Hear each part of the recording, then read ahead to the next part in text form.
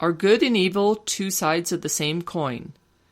Get God Failed, Ariel Langford's disturbing account of a tortured soul manipulated by good and by evil.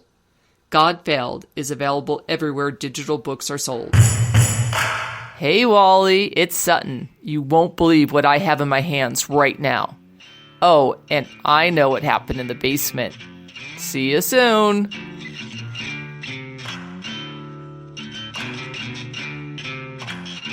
We're searching for the Demonic Testament, a book written by a demon, and you're coming with us.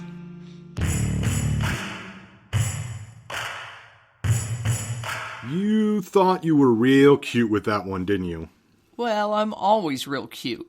But yeah, it was nice to finally know something before you. Whatever. She's just sitting across from me right now. She's just smiling, trying to look all innocent. That's because I am innocent. Well, sometimes. Okay. All right. Before we get into the show tonight, we need to mention a couple of things. First, if you haven't been following the updates on Instagram or Twitter, you should probably stop listening right now and go get yourself caught up and then come back and listen to this episode. Yeah, we had some visitors this week, and I'm not too...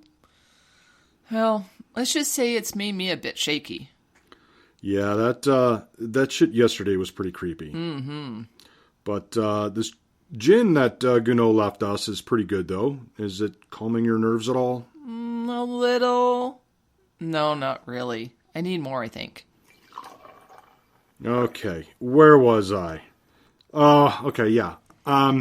The other thing is, tonight we're going to be diving into the God Failed book written by Ariel Langford.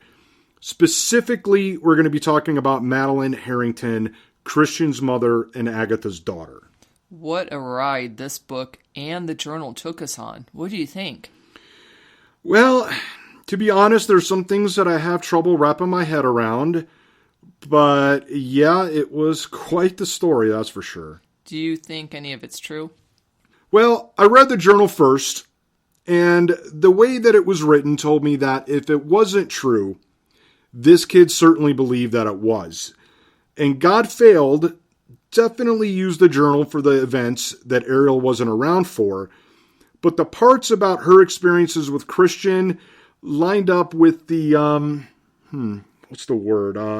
Feel, I guess. Yeah, the feel. So what about you? What's your take on this? I think there's no doubt God Failed is 100% based on real events she and Christian went through, and what Christian went through with his mother. Oh man, that lady was wacko. So she starts out as being your typical go to church every Sunday lady, and then ends up this... Totally insane religious nut job? Yeah, that pretty much describes her perfectly.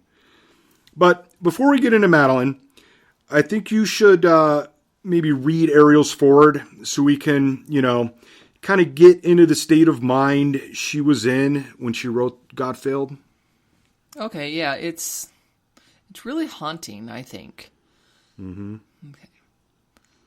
I listened to Christian stories. I read his journal. I lived through so much of it.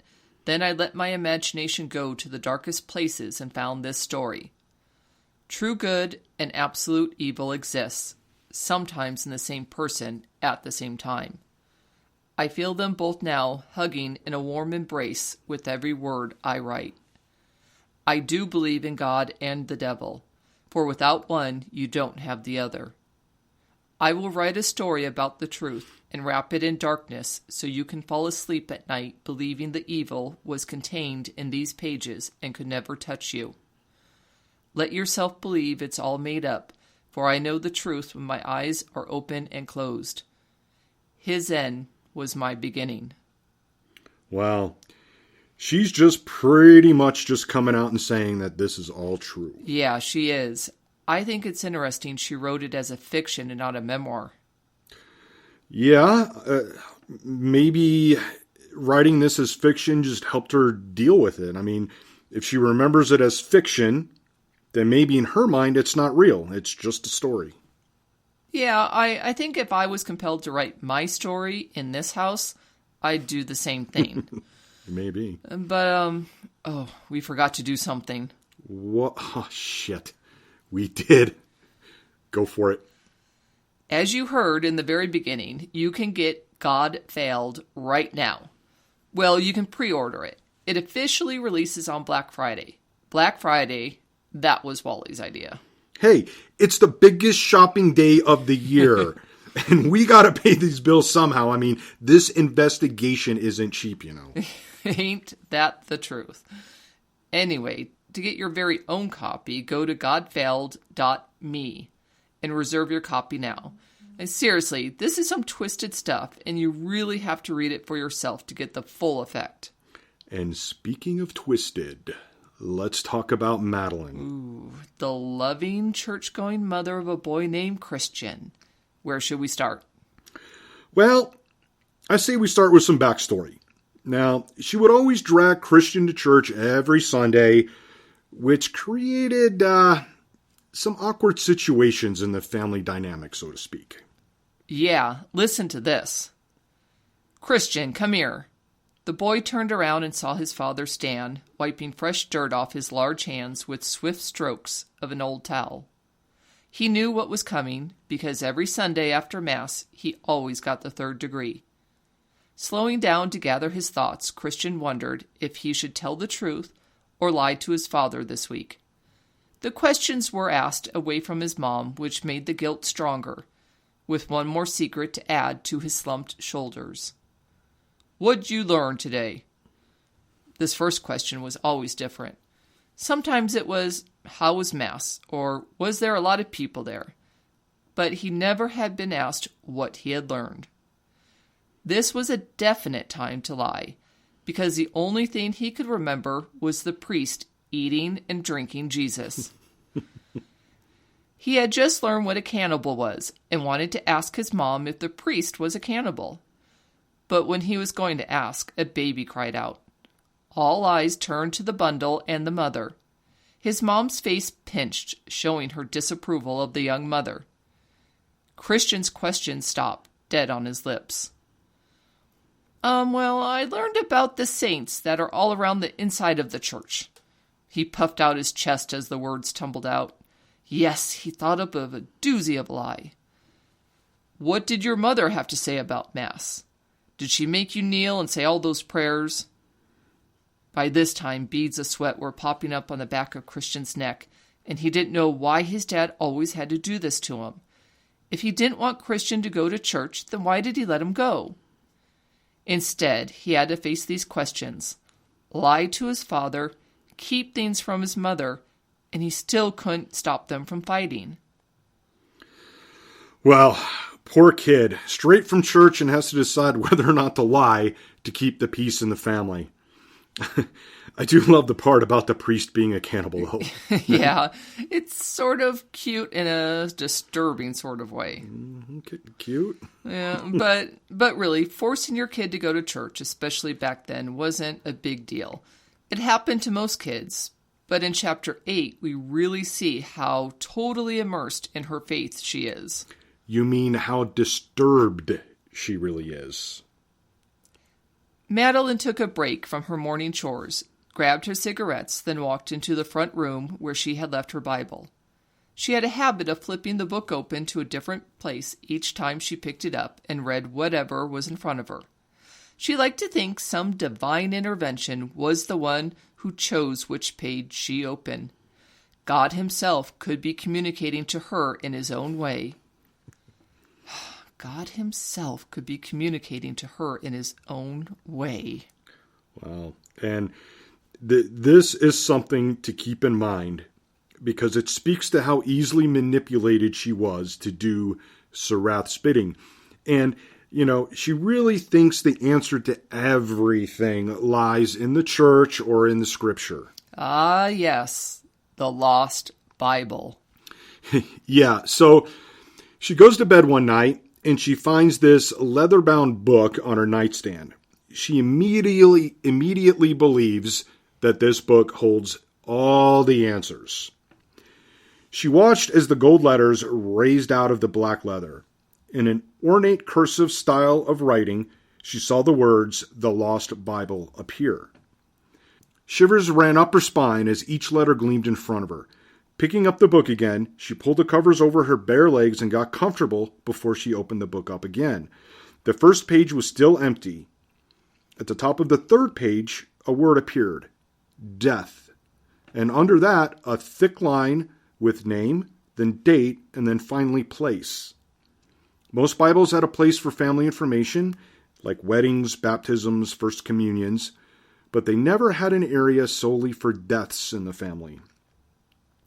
The table of contents now showed themselves on the fifth page. One finger ran over the words as confusion set in. She did not find Old Testament or New Testament like all the other Bibles she had ever opened.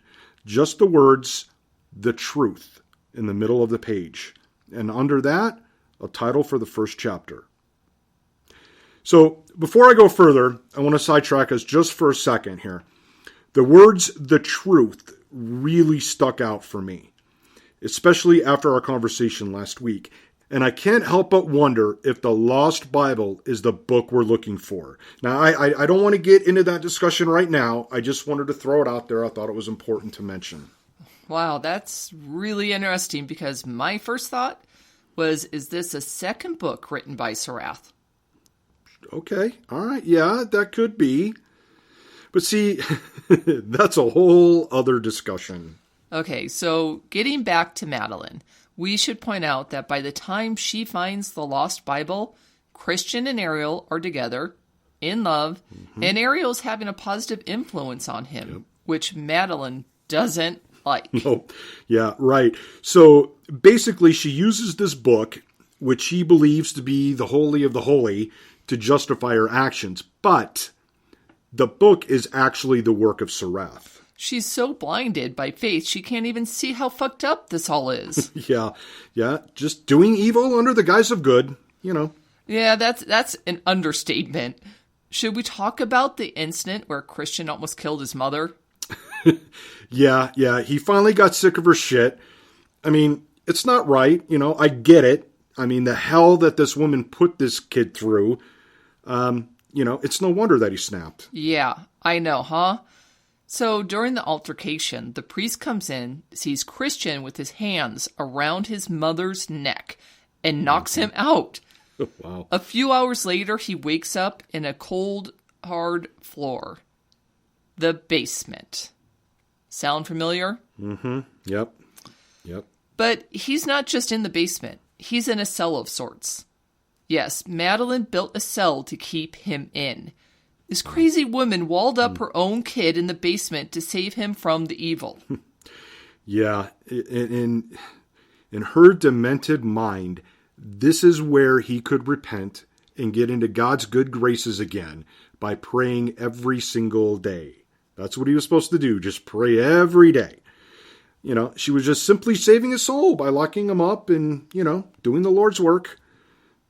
At least, you know, that's what she thought the Lost Bible was telling her to do. Yeah, that's messed up. It is, but she got hers. That she did. Damn, did she ever? So, the question is, how does all of this fit in the investigation? Okay, well, first, Madeline being Agatha's daughter, plus the fact she was manipulated by Surath's book, makes her a person of interest. Right, yeah. And we haven't really had time to just really get into everything in God Failed, but you better believe we're going to be all over that Lost Bible. And another thing that makes this story important is that by understanding how Surath manipulated her and how easily he did it, it helps us understand what we're dealing with. Definitely, you know, to be on guard and keep an eye out for certain things, to be aware of any potential danger. Yeah. And I can't help but wonder if there are any clues in Surath's manipulation techniques that could help us find the demonic testament. Oh, like what? You know, I'm not really sure. It's just sort of a feeling that I have, and, you know, maybe it'll come out. We'll be able to flush it out once we can dive into this book and journal a little more. On that note, I think it's time we say goodbye and get something to eat. I am starved. You're always hungry. Always hungry. Yeah. But now that you mention that, I'm kind of hungry too. Well, all right then. Thanks for listening, everybody. Wally Fitch out. Good night, everyone. Thanks for being here with us.